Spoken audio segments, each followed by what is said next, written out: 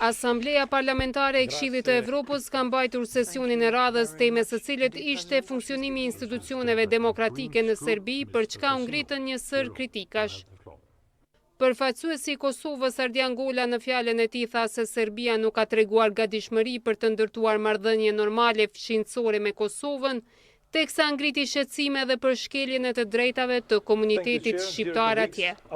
Me këtë rast përmendi edhe sulmin në Banjsk. Për te vëmendje së pamjaftueshme që i kushtohet shkeljeve të drejtave të pakicave, sidomos komunitetit shqiptar në Serbi, do të doja të adresoj sulmin e famkeq të Banjskës. Gjuha në raport e nënvlerëson natyrën duke përshkruar si një përplasje ose ballafaqim midis disa qytetarëve dhe policisë.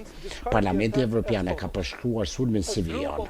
Një grup paramilitar serb, shumë të armatosur, kanë kryer sulm terrorist në veri të Kosovës. Edhe përfaqësuesi i lartë i Bashkimit Evropian Joseph Borrell e ka dënuar aktin si një akt terrorist i tmerrshëm ndaj policëve të Kosovës. Gola deklaroi se Serbia është ndërruar në shkelëse të vlerave që Këshilli i Evropës është themeluar për t'i mbrojtur.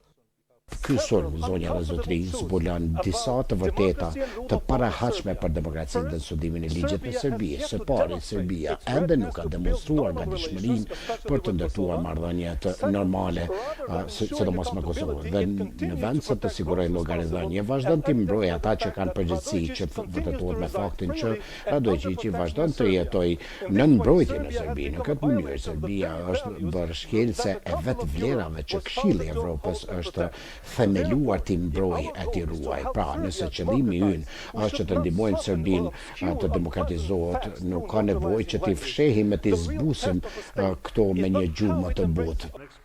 Shqetësim e ngriti edhe përfaqësuesja e Shqipërisë Olta Gjaçka, e cila përmendi kundërshtimin e Serbisë ndaj anëtarësimit të Kosovës në Këshillin e Evropës. Ndërsa përfaqësuesja e Britanisë tha se populli serb dëshiron demokraci të hapur evropiane, të lirë nga zgjedhjet e manipuluara, korrupsioni dhe kapja e shtetit.